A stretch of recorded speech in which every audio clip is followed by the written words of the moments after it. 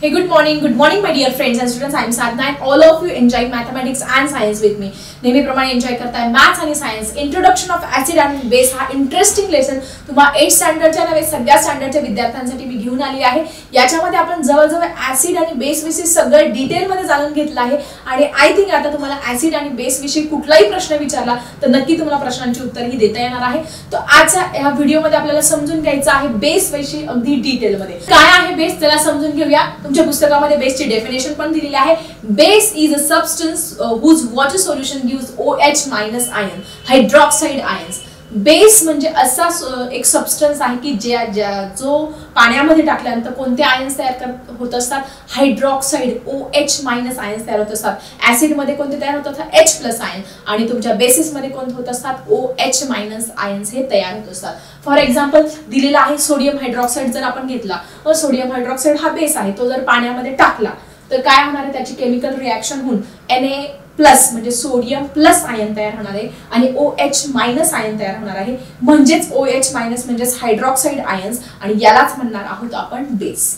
ठीक आहे. मग आता तुमच्या पुस्तकामध्ये 12.5 मध्ये काही डायग्राम्स, काही पिक्चर्स दाखवलेले आहे. वेगवेगळे बेसेसचे पिक्चर आहे. तुम्ही बघू शकता सगळे व्हाईट कलरचे आहे मोस्टली. पहिलं तुम्हाला शुगर सारखं एक दिसतंय, त्याचं नाव आहे सोडियम हायड्रॉक्साइड. जिथे हायड्रॉक्साइड हायड्रॉक्साइड हायड्रॉक्साइड OH दिसलं की समजायचा तो बेस आहे. तो आपण बेस लिहून टाकायचा आहे. ऍसिड मध्ये कोणतं असतात, H+ आयन. बेसिस मध्ये काय असतात, OH- आयन्स लक्षात ठेवायचे. त्यानंतर अजून एक पुढच्या फिगर मध्ये पण दाखवलेलं आहे पोटॅशियम हायड्रॉक्साइड. ती पण थोडी व्हाईटिशच आहे. Ammonium hydroxide is also given. तुम्हाला दिसतंय तुमच्या पुस्तकामध्ये डायग्राम मध्ये. कॅल्शियम हायड्रॉक्साइड दिलेलं आहे.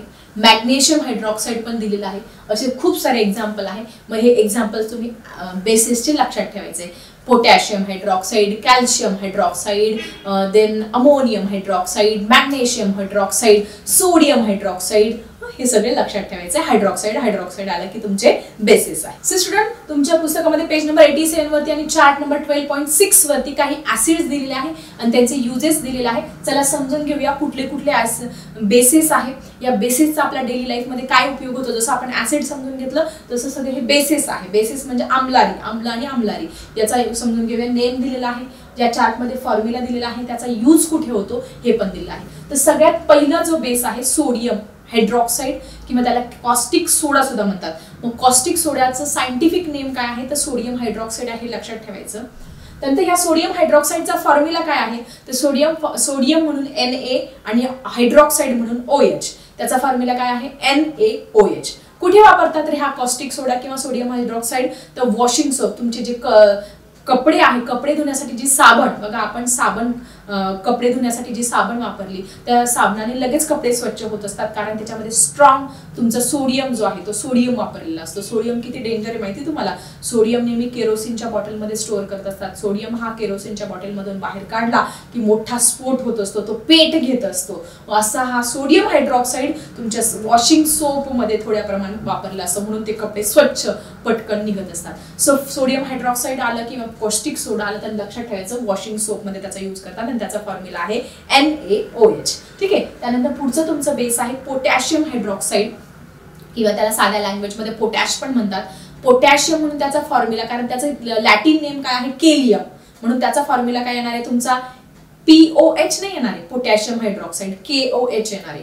का, कारण त्याचं लॅटिन नेम काय आहे तुमचं केलियम आहे. मग तुमचे जे सोप आहे, तुम्ही अंग धुण्यासाठी जे आपण साबण वापरतो ते सोप आहे. त्यानंतर तुमचे शॅम्पू, केस धुण्यासाठी आपले जे शॅम्पू वापरत असतात त्याच्यामध्ये काय असतात मग लक्षात घ्या. कधी शॅम्पूने तुम्ही केस धुवत असणार काय लक्षात ठेवा, याच्यामध्ये बेस आहे कुठला, पोटॅशियम हायड्रॉक्साइड. तुम्ही रोज अंग साबणाने धुता, ती साबण आहे, त्या साबणामध्ये कुठलं तुमचं बेस प्रेझेंट आहे, पोटॅशियम हायड्रॉक्साइड. तुमची मम्मी कपडे धुते किंवा तुम्ही एखाद दिवशी कपडे धुवाल तर लक्षात ठेवायचं डेली लाईफ मध्ये, अरे हे आपण कपडे धुतोय याच्यामध्ये बेस प्रेझेंट आहे. टीचरांनी सांगितलं कोणता बेस, सोडियम हायड्रॉक्साइड प्रेझेंट आहे. सोडियम हा डेंजर असतो ना, म्हणून ते कपडे स्वच्छ. त्यामानाने पोटॅशियम थोडीशी पॉवर त्याची थोडी कमी असते, म्हणून शॅम्पू मध्ये तुमच्या अंगाच्या साबणामध्ये काय होतात पोटॅशियम हायड्रॉक्साइड हा यूज करत असतात. पुढे आहे कॅल्शियम हायड्रॉक्साइड किंवा लाईम वॉटर पण म्हणतो, चुन्याची निवडी म्हणत असतो. त्याचा फॉर्म्युला लक्षात ठेवायचा व्यवस्थित, Ca(OH2). ठीक आहे. फॉर्म्युला लक्षात राहील तिथे बोर्डवरती पण तुमच्या स्क्रीनवरती पण तुम्हाला दिसतोय. व्हाईट वॉशिंग ज्यावेळेस आपण घर बांधत असतो त्यावेळेस आपण त्याला असा व्हाईट रंग देत असतो, पुट्टी म्हणतो आपण त्याला, व्हाईट वॉश मारत असतो. मग या व्हाईट वॉशिंगमध्ये काय करत असतात, ह्या कॅल्शियम हायड्रॉक्साईडचा यूज करत असतात. ठीक आहे. लाईम वॉटर आपल्याला एक्सपेरिमेंटसाठी लाईम वॉटर चुन्याची निवडी तयार करायला लागते, वेगवेगळ्या रिॲक्शनसाठी लागत असते, तिथे सुद्धा तुमच्या ह्या कॅल्शियम हायड्रॉक्साईडचा यूज होत असतो. त्यानंतर मॅग्नेशियम हायड्रॉक्साईड किंवा त्याला दुसरं नाव आहे मिल्क ऑफ मॅग्नेशिया असं पण आपण म्हणत असतो. याचा पण फॉर्म्युला आहे MgOH2, ब्रॅकेटच्या बाहेर OH2 आहे. मग ज्यावेळेस तुम्हाला खूप ऍसिडिटी होत असते, खूप यमी स्पायसी मसालेदार फूड खात असतात, त्यावेळेस तुम्ही काय करता, वरतून इनो पित असतात किंवा मिल्क ऑफ मॅग्नेशिया पित असतो. तो ऍसिडिटी रेजिस्टंट करण्याचं काम कोण करत असतं, हे मिल्क ऑफ मॅग्नेशिया. म्हणजे तुम्ही जे इनो पितो किंवा तुम्ही जे सोडा, त्याच्यामध्ये काय असतं, मिल्क ऑफ मॅग्नेशिया असतो. लक्षात ठेवायचं, सोड्यामध्ये काय आहे, मिल्क ऑफ मॅग्नेशिया आहे किंवा इनोमध्ये आहे मिल्क ऑफ मॅग्नेशिया, की ज्याच्यामुळे आपली ऍसिडिटी कमी होत असते. ठीक आहे. त्यानंतर पुढचं लास्ट तुमचं बेस दिलं आहे अमोनियम हायड्रॉक्साईड. जो अमोनियम हायड्रॉक्साईड आहे, अमोनिया फॉर्म्युला लक्षात ठेवायचा आहे NH4OH.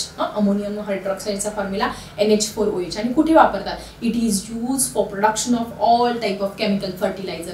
जे खत आहे, खतांच्या निर्मितीसाठी तुमच्या या अमोनियम हायड्रॉक्साईडचा हा यूज केला जात असतो. So all these are the important information about the bases which is given in 12.6 chart.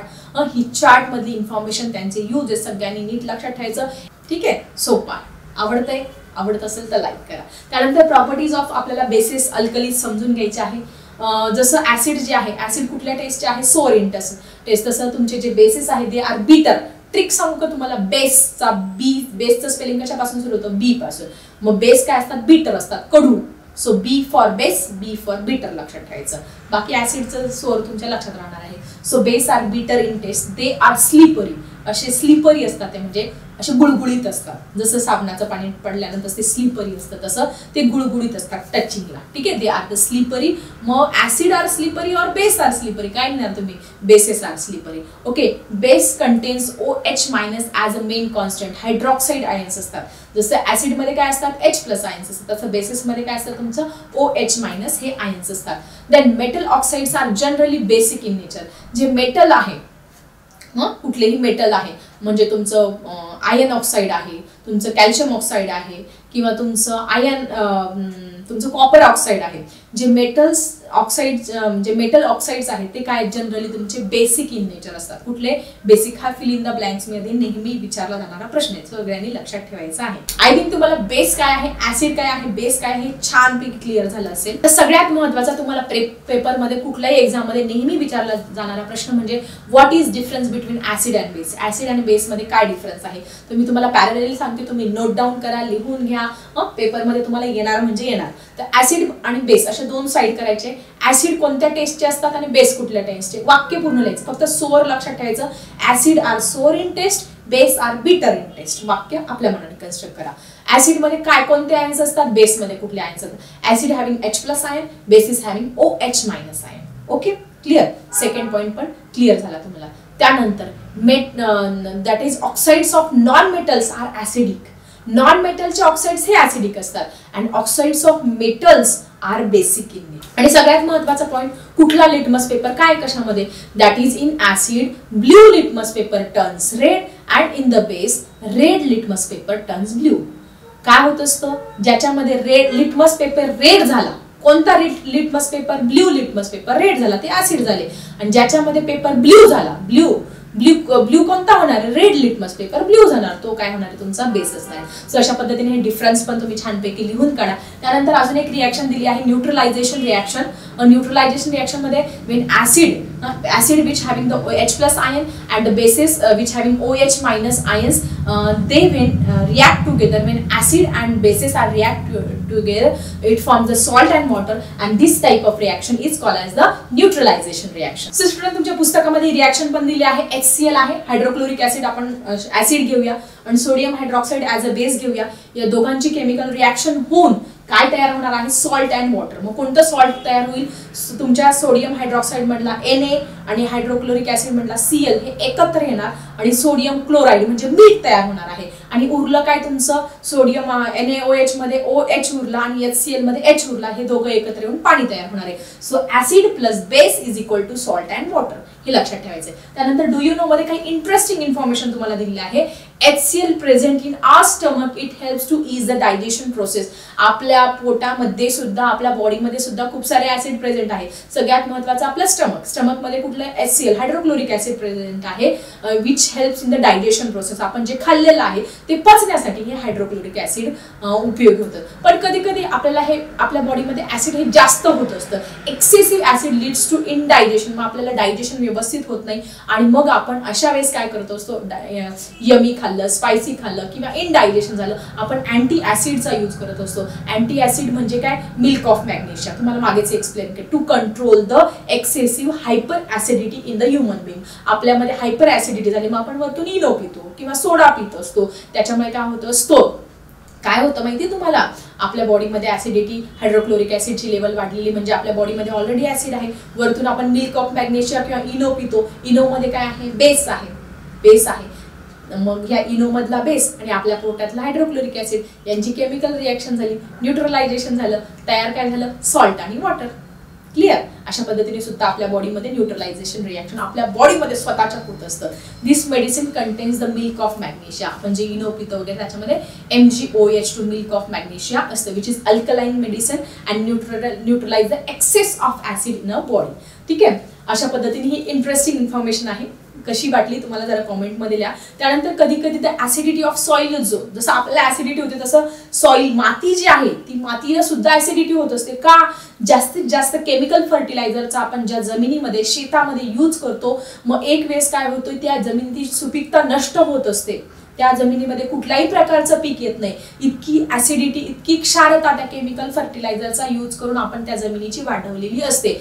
So in that case, if there is excessive use of chemical fertilizer under the guidance of different peoples, मग जे शेती तज्ञ आहेत त्यांच्या guidance खाली आपण काय करू शकतो, जी सॉइल जी आहे, जी माती आहे ती ऍसिडिक झालेली आहे त्याच्यामध्ये बेस यूज करतात आणि जी सॉइल बेसिक झालेली आहे त्याच्यामध्ये ऍसिडिक फर्टिलायझरचा हा यूज केला जात असतो. So all these things about acid and base. Acid and base विषय खूप सुंदर लेसन होता हा, आज आपण इथे कम्प्लीट केला आहे. आय थिंक तुम्हाला सगळ्या गोष्टी क्लिअर झाल्या असेल. क्लिअर झाल्या नसेल तर परत व्हिडिओ बघा आणि नक्की तुमच्या सगळ्या कन्सेप्ट क्लिअर करणार आहे. याचा एक्सरसाइज लवकरच घेऊन येत आहे. चला भेटूया अशाच इंटरेस्टिंग टॉपिकसह नेक्स्ट व्हिडिओमध्ये. आता मी थांबते. Bye everyone.